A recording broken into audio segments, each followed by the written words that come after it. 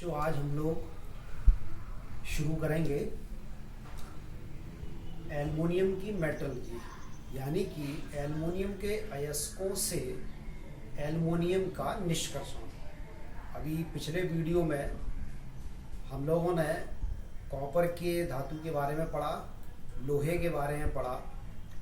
अब इसी कोर्स के अकॉर्डिंग आपकी जो तीसरी धातु है अकॉर्डिंग टू सिलेबस वो है एल्युमिनियम। तो एल्युमिनियम का निष्कर्षण हम उसके अयस्क से किस तरीके से करते हैं आज हम उसको देखेंगे। तो एक्सट्रैक्शन ऑफ एल्युमिनियम या एल्युमिनियम का धातुकर्म सिद्धांत के किस प्रोसीजर के तहत करते हैं।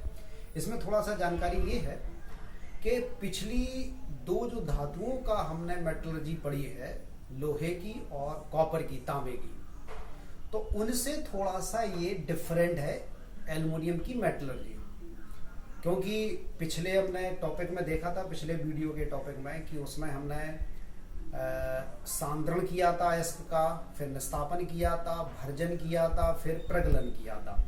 यानी कि उसमें बात्या भट्टी का भी प्रयोग करते थे हम, परावर्तनी भट्टी का प्रयोग करते थे और बेसिमर परिवर्तक का भी प्रयोग करते थे, जो कि बेसिमर का यूज हमने किया था तांबे के निष्कर्षण में। लेकिन इसमें इतने ज्यादा स्टेप नहीं होते। इसमें क्या होता है, सबसे पहले जो इसका मुख्य अयस्क होता है एल्युमिनियम का, जैसे हम बॉक्साइड अयस्क कहते हैं, बॉक्साइड से मेनली हम एल्युमिनियम धातु का निष्कर्षण करते हैं। तो इसमें दो ही स्टेप मोस्टली होते हैं। एक तो हम सबसे पहले बॉक्साइड अयस्क से हम एल्यूमिना प्राप्त करते हैं, फिर हम एल्यूमिना का इलेक्ट्रोलिटिक रिडक्शन कराते हैं। तो अब हम सबसे पहले देखेंगे कि इसके अयस्क कौन कौन से होते हैं। अयस्क, तो एक जो मुख्य अयस्क होता है वो होता है बॉक्साइड अयस्क Al2O3 twice H2O। दूसरा होता है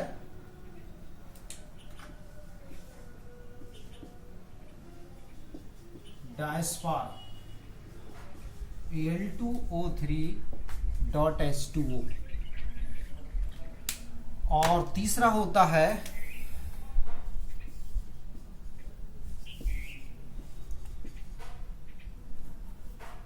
क्रायोलाइट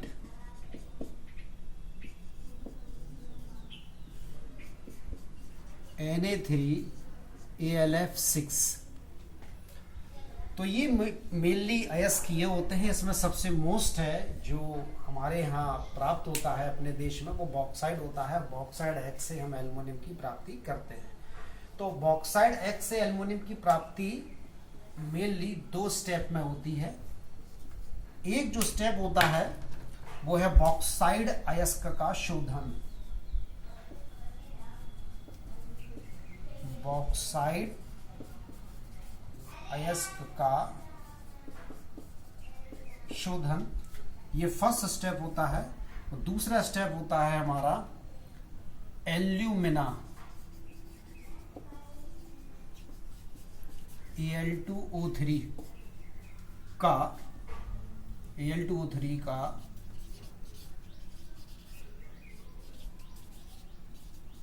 विद्युत अपघटन कराते हैं। तो बॉक्साइड अयस्क का शोधन करते हैं तो हमें इससे प्राप्त होती है, हमें एल्यूमिना प्राप्त होता है Al2O3। और इसका जब विद्युत अपघटनी प्रोसेस कराते हैं तो हमें एल्युमिनियम प्राप्त होता है। तो ये दो स्टेप के द्वारा हम बॉक्साइड अयस्क से एल्युमिनियम की प्राप्ति करते हैं। तो इसमें होता क्या है कि जो बॉक्साइड अयस्क का शोधन जो होता है, प्रोसेस होता है इसका शुद्ध करने का, ये तीन अलग अलग विधियों के द्वारा हो सकता है। एक विधि होती है हॉल की विधि, बेयर की विधि और सरपेक की विधि। ये तीनों विधि इसलिए अलग अलग है क्योंकि बॉक्साइड अयस्क में जो अशुद्धियां होती हैं, इम्प्योरिटीज होती हैं, उन इम्प्योरिटीज के बेस पर इनको अलग अलग तरीके से शुद्ध किया जाता है, प्योर किया जाता है। अगर इस अयस्क में, ओर्स में सिलिका की अशुद्धि होगी तो उसे किसी और प्रोसेस से हम शोधन करेंगे, प्योर करेंगे। अगर इसमें आयरन की अशुद्धि होगी तो किसी और प्रोसेस से करेंगे। और अगर इसमें आयरन और सिलिका दोनों की अशुद्धि है तो किसी और प्रोसेस। इसलिए इनका शोधन 3 अलग अलग विधियों के द्वारा किया जाता है। किस आधार पर? इसमें मिली हुई इम्प्योरिटीज के बेस पर, अशुद्धियों के आधार पर। तो इसकी 3 शुद्ध करने की 3 विधियां हैं। हॉल विधि, जिसे हॉल प्रोसेस कहते हैं। दूसरी है बेयर्स प्रोसेस और तीसरी होती है सरपेग।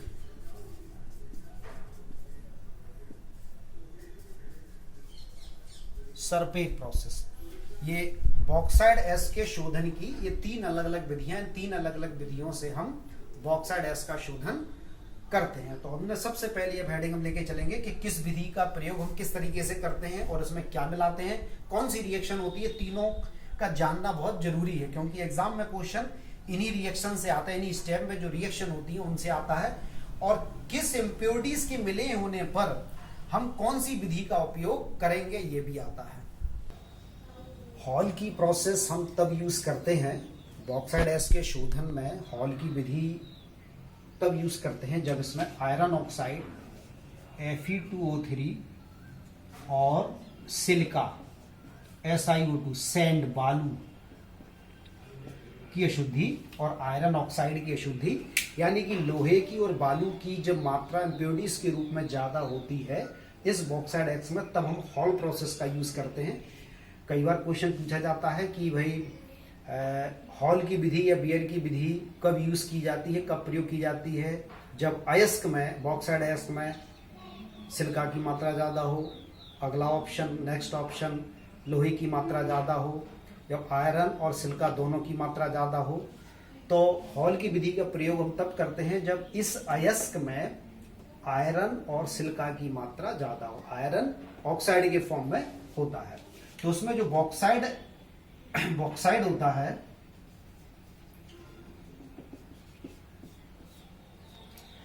इसमें सोडियम कार्बोनेट मिलाते हैं।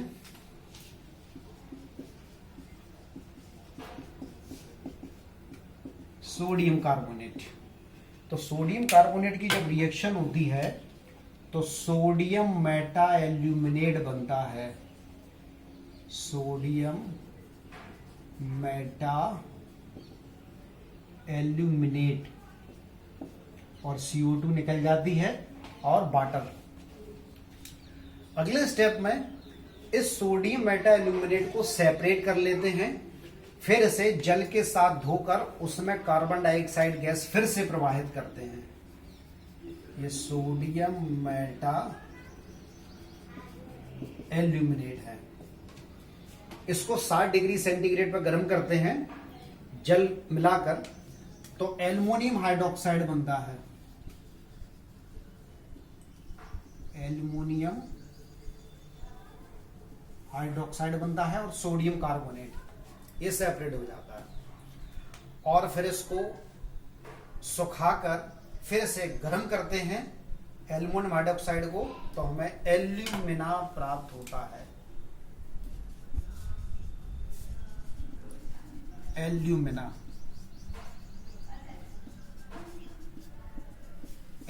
और वाटर, 3 वाटर के मॉलिक्यूल लॉस हो जाते हैं। तो हॉल प्रोसेस में इस तरीके से हम बॉक्साइड एश से एल्यूमिना प्राप्त कर लेते हैं। अब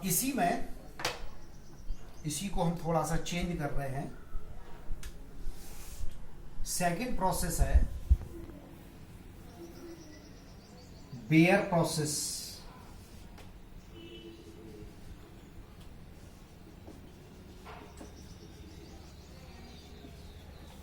बेयर की विधि या बेयर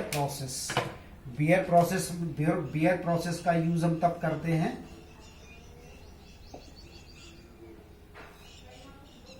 जब इसमें आयरन की अशुद्धि ज्यादा हो, सिलिका की कम हो, आयरन की ज्यादा हो, यानी कि ये हट जाएगा।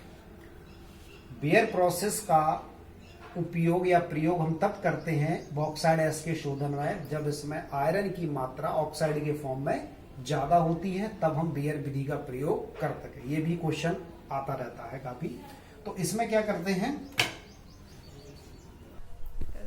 तो बियर प्रोसेस में जो बॉक्साइड एस की रिएक्शन कास्टिक सोडा के साथ कराते, सोडियम हाइड्रोक्साइड के साथ कराते हैं, NaOH के साथ कराते हैं 150 डिग्री सेंटीग्रेड ताप की उपस्थिति में, तो इसमें भी सोडियम मेटा एल्यूमिनेट बनता है और 3 वाटर के मॉलिक्यूल लॉस हो जाते हैं।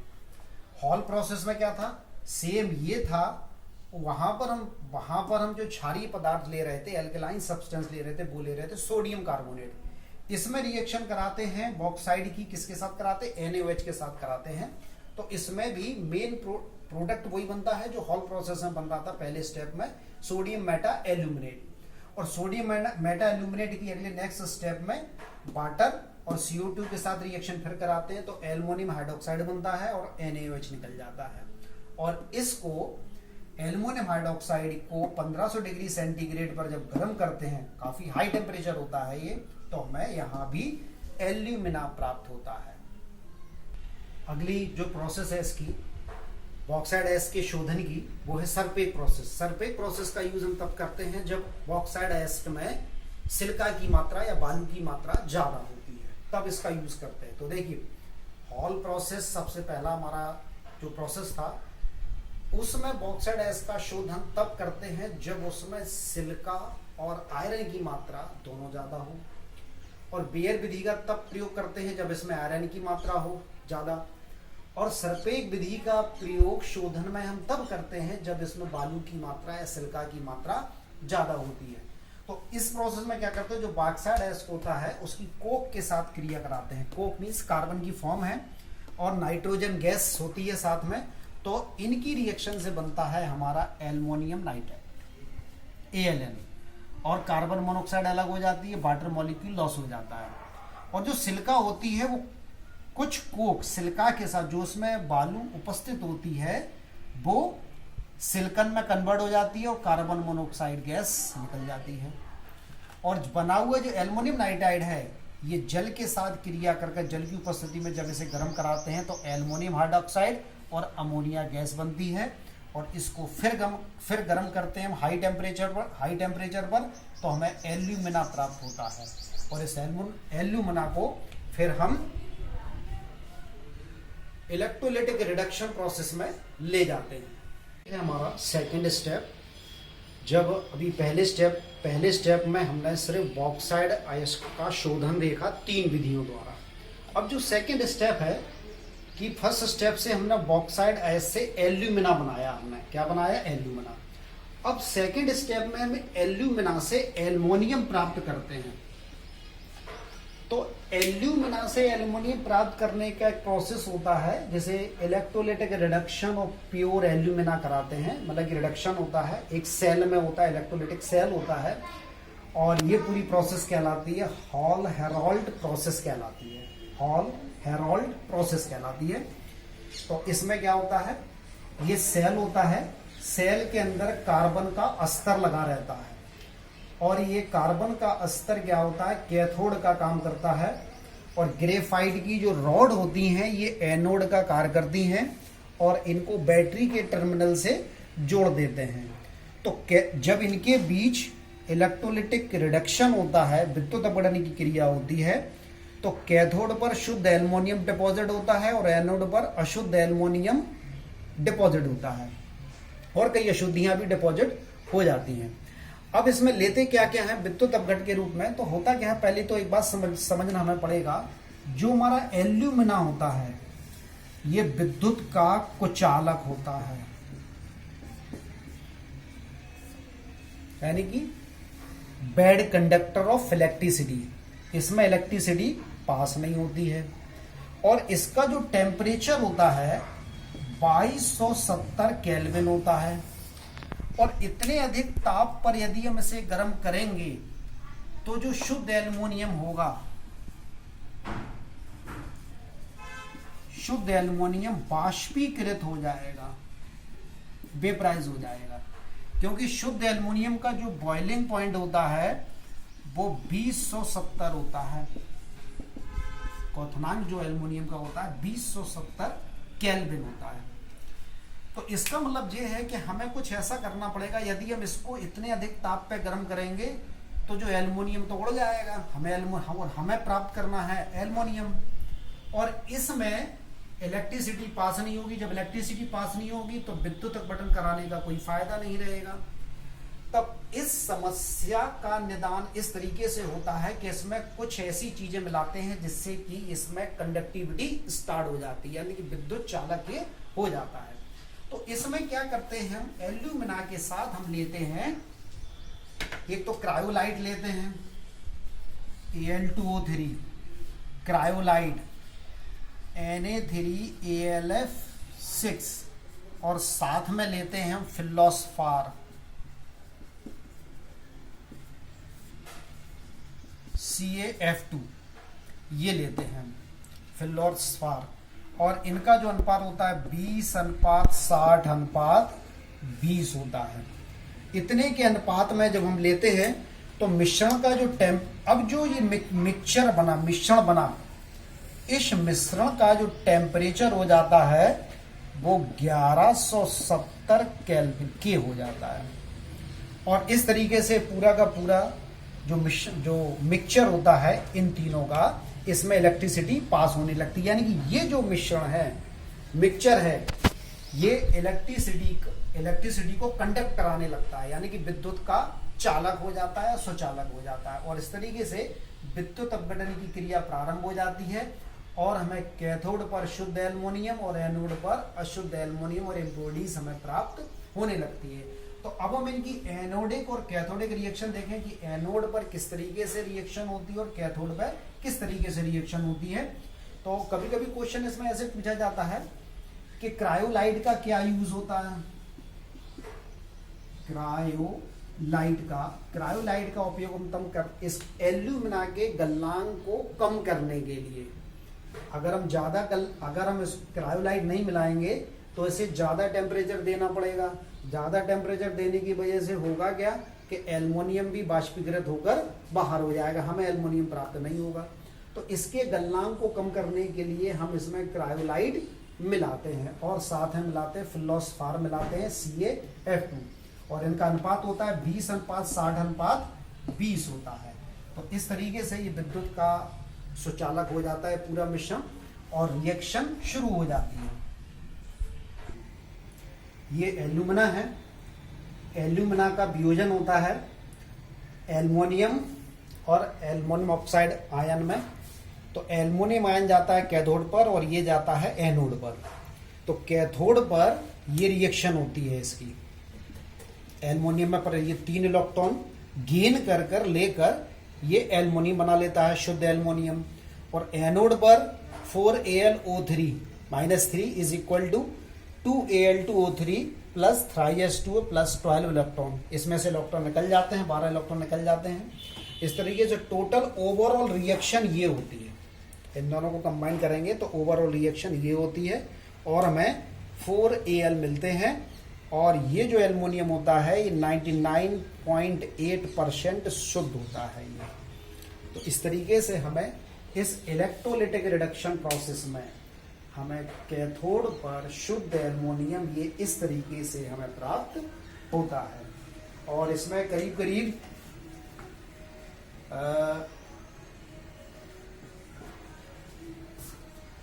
एम्पियर की करंट लगभग 4 से 5 वोल्ट पर प्रवाहित की जाती है। इतने एम्पियर की करंट 4 से 5 वोल्ट की प्रवाहित की जाती है। तो इस तरीके से ये हमने पूरा एल्युमिनियम की मेटलर्जी ऑक्साइड अयस्क से शोधन से लेकर और एल्यूमिना के इलेक्ट्रोलिटिक रिडक्शन प्रोसेस तक हमने शुद्ध एल्युमिनियम प्राप्त कर लिया। तो चाहे तो ये पूरी की पूरी मेटलर्जी आती है, या कभी स्टेप स्टेप पे पूछ लेते हैं कि बियर प्रोसेस के बारे में पूछ सकते हैं, सरपेक प्रोसेस के बारे में पूछ सकते हैं, हॉल प्रोसेस के बारे में पूछ सकते हैं, या इलेक्ट्रोलिटिक रिडक्शन ऑफ एल्यूमिना के बारे में पूछ सकते हैं। तो अगर इलेक्ट्रोलिटिक रिडक्शन ऑफ एल्यूमिना आ जाए तो हमें सिर्फ इतना लिखना पड़ेगा, इसका डायग्राम बनाना पड़ेगा और ये 2 रिएक्शन देना पड़ेगी। कैथोड पर कौन सी रिएक्शन होती है और एनोड पर कौन सी रिएक्शन होती है। ये ये कैथोडिक रिएक्शन है और ये एनोडिक रिएक्शन है। तो इस तरीके से ये हमारी एल्युमिनियम की मेटलर्जी समाप्त होती है। अब अगले वीडियो में हम जिंक की मेटलर्जी के बारे में और पढ़ेंगे, क्योंकि आपकी आयरन की हो चुकी है, कॉपर की हो चुकी है, ये एल्युमिनियम की हो चुकी है। अब जो अगला वीडियो होगा, अगली जो प्रोसीजर होगी वो होगी जिंक की। जिंक के धातुकरण के बारे में शॉर्ट है, वो भी कंप्लीट हो जाएगी। तो अगला वीडियो, अगला जो नेक्स्ट टॉपिक हम देखेंगे जिंक का